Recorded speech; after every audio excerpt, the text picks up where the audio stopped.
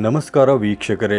ಕರ್ನಾಟಕ ರಾಜಕಾರಣ ಅಂದರೆ ಅಲ್ಲಿ ಬರೀ ಅಧಿಕಾರ ಮಾತ್ರ ಇರಲ್ಲ, ಅಲ್ಲಿ ಚದುರಂಗದ ಆಟವಿರುತ್ತೆ, ಸೇಡು ಇರುತ್ತೆ, ಒಳಸಂಚುಗಳಿರುತ್ತವೆ.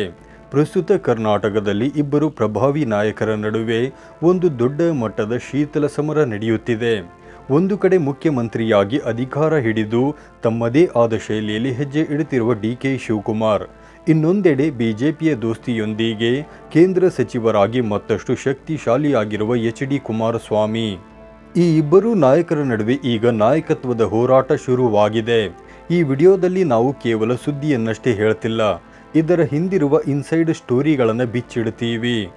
ಡಿ.ಕೆ.ಶಿ ಅಂದುಕೊಂಡಿದ್ದನ್ನು ಮಾಡಿ ವಿರೋಧಿಗಳಿಗೆ ಹೇಗೆ ಶಾಕ್ ಕೊಟ್ರು? ಕುಮಾರಣ್ಣ ಸದ್ದಿಲ್ಲದೆ ಕಾಂಗ್ರೆಸ್ ಸರ್ಕಾರದ ದೊಡ್ಡ ವಿಕೆಟ್ ಉರುಳಿಸಲು ಸ್ಕೆಚ್ ಹಾಕಿದ್ದಾರಾ? ರಾಜ್ಯಸಭಾ ಟಿಕೆಟ್ ವಿಚಾರದಲ್ಲಿ ಬಿಜೆಪಿ ಮತ್ತು ಜೆಡಿಎಸ್ ಮಧ್ಯೆ ನಿಜಕ್ಕೂ ಬಿರುಕು ಮೂಡಿದೆಯಾ? ಈ ಎಲ್ಲ ಪ್ರಶ್ನೆಗಳಿಗೆ ಉತ್ತರ ಇವತ್ತಿನ ಕಂಪ್ಲೀಟ್ ಪ್ಯಾಕೇಜ್ನಲ್ಲಿದೆ. ಸ್ಕಿಪ್ ಮಾಡದೆ ವಿಡಿಯೋವನ್ನು ಕೊನೆಯ ತನಕ ನೋಡಿ. ಡಿ.ಕೆ. ಶಿವಕುಮಾರ್ ಅವರ ಮಾಸ್ಟರ್ ಸ್ಟ್ರೋಕ್ ಮತ್ತು ಕ್ಯಾಬಿನೆಟ್ ಬದಲಾವಣೆ. ವೀಕ್ಷಕರೇ, ಡಿ.ಕೆ. ಶಿವಕುಮಾರ್ ಮುಖ್ಯಮಂತ್ರಿಯಾದ ಮೇಲೆ ಕೈಗೊಂಡ ನಿರ್ಧಾರಗಳು ರಾಜಕೀಯ ವಲಯದಲ್ಲಿ ಸಂಚಲನ ಮೂಡಿಸಿವೆ. ಸಿದ್ದರಾಮಯ್ಯನವರು ಸಿಎಂ ಕುರ್ಚಿಯಿಂದ ಇಳಿಯುವಾಗ ಯಾವುದೇ ತಕರಾರು ಮಾಡದೇ ಇರುವಂತೆ ನೋಡಿಕೊಳ್ಳುವಲ್ಲಿ ಡಿ.ಕೆ.ಶಿ ಸಫಲರಾದರು. ಆದರೆ ಇಲ್ಲಿ ಅಸಲಿ ಆಟ ಶುರುವಾಗಿದ್ದೇ ಮಂತ್ರಿ ಮಂಡಲದ ರಚನೆಯಲ್ಲಿ.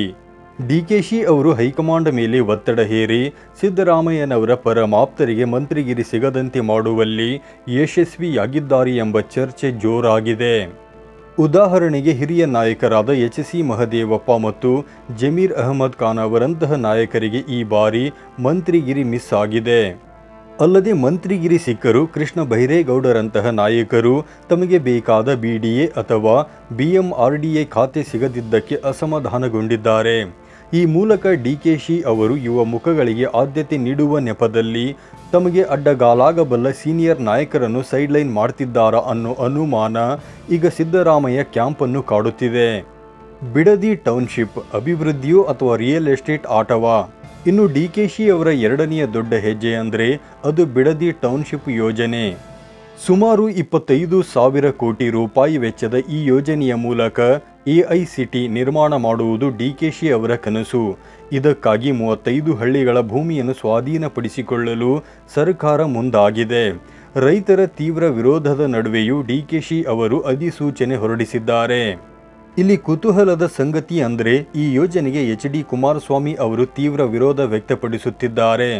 ಆದರೆ ಡಿ.ಕೆ.ಶಿ ಬಣದ ವಾದವೇನೆಂದರೆ ಈ ಟೌನ್ಶಿಪ್ ಐಡಿಯಾವನ್ನು ಮೊದಲು ತಂದಿದ್ದೇ ಕುಮಾರಸ್ವಾಮಿಯವರು. ಈಗ ಅವರೇ ವಿರೋಧ ಮಾಡುವುದು ಹಾಸ್ಯಾಸ್ಪದವೆಂದು ಹೇಳುತ್ತಿದ್ದಾರೆ. ಈ ಯೋಜನೆಯಿಂದ ರಾಮನಗರ ಮತ್ತು ಹಾರೋಹಳ್ಳಿ ಭಾಗದ ರಿಯಲ್ ಎಸ್ಟೇಟ್ ಬೆಲೆ ಗಗನಕ್ಕೇರುತ್ತದೆ ಅನ್ನೋದು ಒಂದು ಲೆಕ್ಕಾಚಾರವಾದರೆ, ರೈತರು ತಮ್ಮ ಫಲವತ್ತಾದ ಭೂಮಿಯನ್ನು ಕಳೆದುಕೊಂಡು ಬೀದಿಗೆ ಬರ್ತಾರೆ ಅನ್ನೋದು ಕುಮಾರಸ್ವಾಮಿಯವರ ಆತಂಕ. ಎಚ್.ಡಿ. ಕುಮಾರಸ್ವಾಮಿ ಮತ್ತು ರಾಜ್ಯಸಭಾ ಟಿಕೆಟ್ ಅಗ್ನಿ ಪರೀಕ್ಷೆ. ಈಗ ನಾವು ಕುಮಾರಸ್ವಾಮಿಯವರ ಕಡೆ ಗಮನ ಹರಿಸೋಣ. ಮಾಜಿ ಪ್ರಧಾನಿ ದೇವೇಗೌಡರಿಗೆ ಬಿಜೆಪಿ ಈ ಬಾರಿ ರಾಜ್ಯಸಭಾ ಟಿಕೆಟ್ ನೀಡಿಲ್ಲ ಅನ್ನೋದು ಕಾಂಗ್ರೆಸ್ ನಾಯಕರಿಗೆ ದೊಡ್ಡ ಅಸ್ತ್ರವಾಗಿದೆ. 2020ರಲ್ಲಿ ಕಾಂಗ್ರೆಸ್ ಬೆಂಬಲದಿಂದ ದೇವೇಗೌಡರು ರಾಜ್ಯಸಭೆಗೆ ಹೋಗಿದ್ದರು. ಆದರೆ ಈಗ ಬಿಜೆಪಿ ಅವರನ್ನು ಕಡೆಗಣಿಸಿದೆ ಎಂದು ಕಾಂಗ್ರೆಸ್ ಉಸ್ತುವಾರಿ ರಣದೀಪ್ ಸಿಂಗ್ ಸುರ್ಜೇವಾಲಾ ವಾಗ್ದಾಳಿ ನಡೆಸಿದ್ದಾರೆ. ಇದಕ್ಕೆ ಕುಮಾರಣ್ಣ ಬಹಳ ಚತುರತೆಯಿಂದ ಉತ್ತರ ನೀಡಿದ್ದಾರೆ. ದೇವೇಗೌಡರು ರಾಜ್ಯಸಭಾ ಟಿಕೆಟ್ಗೆ ಅರ್ಜಿಯನ್ನೇ ಹಾಕಿಲ್ಲ, ನಾವು ಟಿಕೆಟ್ ಕೇಳಿಲ್ಲ ಎಂದು ಸ್ಪಷ್ಟಪಡಿಸಿದ್ದಾರೆ. ಅಷ್ಟೇ ಅಲ್ಲದೆ ಡಿ.ಕೆ.ಶಿ ಅವರು ಮುಖ್ಯಮಂತ್ರಿ ಆಗಿರುವಾಗ ದೇವೇಗೌಡರು ರಾಜ್ಯಸಭೆಗೆ ಹೋಗಿ ಏನು ಮಾಡಬೇಕು? 2 ತಿಂಗಳು ಕಾದು ನೋಡಿ, ಅವರೇನು ಮಾಡ್ತಾರೆ ಅನ್ನೋದನ್ನು ಗಮನಿಸೋಣ ಎಂದು ಡಿ.ಕೆ.ಶಿ ನಾಯಕತ್ವಕ್ಕೆ ಸವಾಲು ಹಾಕಿದ್ದಾರೆ. ಕುಮಾರಣ್ಣನ ಮೆಗಾ ಆಪರೇಷನ್ ಸ್ಕೆಚ್ ಕಾಂಗ್ರೆಸ್ ಸರ್ಕಾರಕ್ಕೆ ಕಂಟಕವೇ? ಈ ವಿಡಿಯೋದ ಅತ್ಯಂತ ಪ್ರಮುಖ ಭಾಗ ಇಲ್ಲಿದೆ. ಸಿದ್ದರಾಮಯ್ಯ ಮತ್ತು ಡಿ.ಕೆ.ಶಿ ನಡುವಿನ ಕಿತ್ತಾಟದಲ್ಲಿ ಲಾಭ ಮಾಡಿಕೊಳ್ಳಲು ಕುಮಾರಸ್ವಾಮಿ ಅವರು ಸದ್ದಿಲ್ಲದೆ ಸ್ಕೆಚ್ ಹಾಕಿದ್ದಾರೆ. ಕಾಂಗ್ರೆಸ್ನಲ್ಲಿ ಅಸಮಾಧಾನಗೊಂಡಿರುವ ಹಿರಿಯ ನಾಯಕರ ಮೇಲೆ ಜೆಡಿಎಸ್ ಕಣ್ಣಿಟ್ಟಿದೆ. ತುಮಕೂರಿನ ಪ್ರಭಾವಿ ನಾಯಕ ಕೆ.ಎನ್. ರಾಜಣ್ಣ ಅವರು ಈಗ ಜೆಡಿಎಸ್ನತ್ತ ಮುಖ ಮಾಡಿದ್ದಾರೆ ಎಂಬ ಸುಳಿವು ಸಿಗುತ್ತಿದೆ. ಡಿ.ಕೆ.ಶಿ ನಾಯಕತ್ವದ ಬಗ್ಗೆ ರಾಜಣ್ಣ ಮೊದಲಿನಿಂದಲೂ ಅಸಮಾಧಾನ ಹೊಂದಿದವರು. ಒಂದು ವೇಳೆ ರಾಜಣ್ಣ ಜೆಡಿಎಸ್ ಸೇರಿದರೆ ತುಮಕೂರು ಭಾಗದಲ್ಲಿ ಕಾಂಗ್ರೆಸ್ಗೆ ದೊಡ್ಡ ಹೊಡೆತ ಬೀಳೋದು ಗ್ಯಾರಂಟಿ. ಬರೀ ರಾಜಣ್ಣ ಮಾತ್ರವಲ್ಲ, ಸತೀಶ್ ಜಾರಕಿಹೊಳಿ ಮತ್ತು ರಾಮಲಿಂಗಾರೆಡ್ಡಿಯಂತಹ ನಾಯಕರು ಕೂಡ ಕಾಂಗ್ರೆಸ್ನ ಒಳಗಿನ ಬೆಳವಣಿಗೆಗಳಿಂದ ಬೇಸತ್ತಿದ್ದಾರೆ. ಕುಮಾರಸ್ವಾಮಿಯವರು ಇಂತಹ ರೆಬಲ್ ನಾಯಕರಿಗೆ ಗಾಳ ಹಾಕುತ್ತಿದ್ದು, ಮುಂದಿನ ದಿನಗಳಲ್ಲಿ ಇದು ರಾಜ್ಯ ರಾಜಕಾರಣದಲ್ಲಿ ದೊಡ್ಡ ಮಟ್ಟದ ಆಪರೇಷನ್ ಆಗಿ ಬದಲಾದರೂ ಅಚ್ಚರಿಯಿಲ್ಲ. ಕೊನೆಯದಾಗಿ ನೋಡೋದಾದರೆ, ಡಿಕೆ ಶಿವಕುಮಾರ್ ಅವರು ತಮಗಿದ್ದ ಅಡ್ಡಿಗಳನ್ನು ಒಂದೊಂದಾಗಿ ನಿವಾರಿಸಿಕೊಂಡು ಅಧಿಕಾರದಲ್ಲಿ ಗಟ್ಟಿಯಾಗುತ್ತಿದ್ದಾರೆ. ಆದರೆ ಎಚ್.ಡಿ. ಕುಮಾರಸ್ವಾಮಿ ಅವರು ಸುಮ್ಮನೆ ಕೂರುವ ನಾಯಕರಲ್ಲ.